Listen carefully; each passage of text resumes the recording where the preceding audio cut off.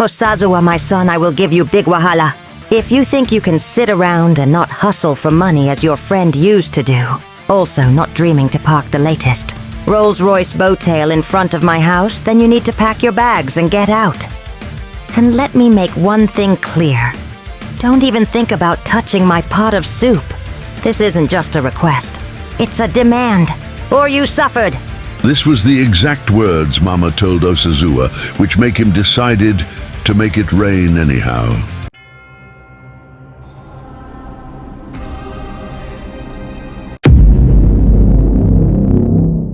In Benin City's bustling Upper Sekponba Road, an extraordinary tale began to unfold on every journey, encounter and moment. There was a particular woman named Doris, who resided together with her son, Osazuwa.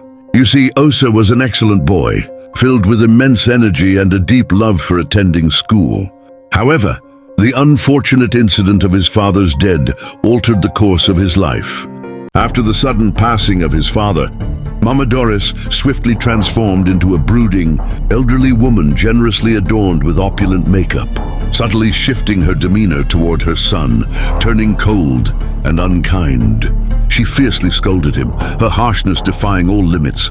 She withheld sustenance regularly and indulged in heated arguments and frequent physical assaults. Even the verdant green lizard that had been residing in their cozy home appeared taken aback by the increasingly tense atmosphere. She continued on this dirty path by introducing various men to his later husband, room and overnight, transformation into a brunette alcoholic. Osazuwa trudged down the empty streets, each step echoing the weight of despair, with hopelessness in his heart, and no hope of returning back to his school.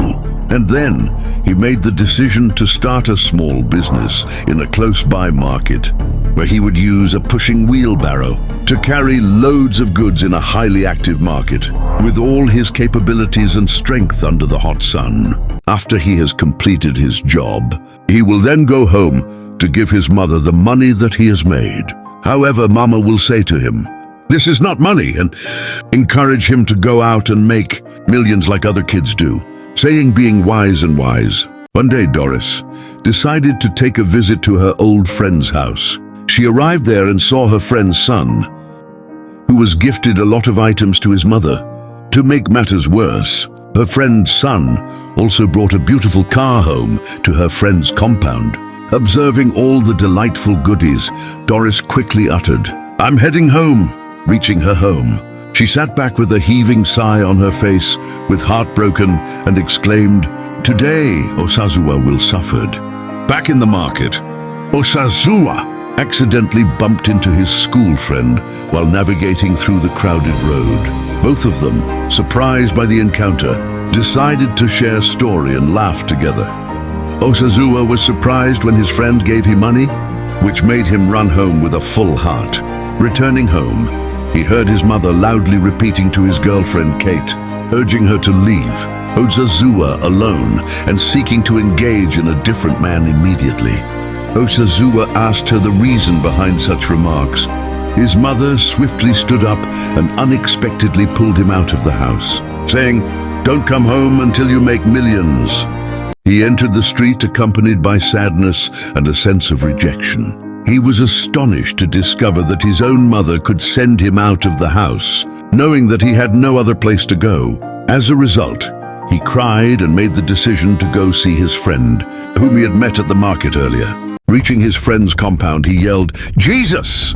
The mansion in front of Osazuwa was so huge and breathtakingly beautiful, he was terrified and stood there with his eyes closed. Later, he decided to let go and see his friend, Alex. When he walked in, he saw his close friend, Alex, who was sitting effortlessly on a spacious, rich chair. He quickly gathered himself and addressed Alex with tearful eyes. Alex inquired, "What is the problem, my dear friend?" Osazuwa looked at him and explained how his mother had sent him out of the house and how mean she had been to him. Alex burst into laughter in a significant way and said, "Poor man. Well, I can help if you are strong enough to deal with being alone, especially with a millionaire your mother want." Osazuwa continued, "How?" Alex responded, Relax today and tomorrow. We shall see ourselves there and display a big boyish smile at Osazuwa. The day that arrived was quite special when Osazuwa was resting in his bedroom. He felt someone touching him gently with the horns. It was as if he was experiencing a dream. Immediately, both of them disappeared into a large, mysterious hall full of evil-looking people, each holding a dusty tortoise and a proud, big snake standing guard nearby. Osazuwa was filled with fear and uncertainty. He didn't know what to do. A young and beautiful girl appeared, lying on the ground, with money coming out of her mouth. After a brief period, the ogre of them all looked at Osazuwa and said, "Greetings. Welcome to the prestigious club of millionaires. Do not worry, as you are already a member of this exclusive group. From today, you cannot go out. There is no way out. First and foremost, you must bathe in a crystal-clear river that flows through your village, right next to an Iroko tree. Upon accomplishing this ritual, you will be ready to join the ranks of the millionaires."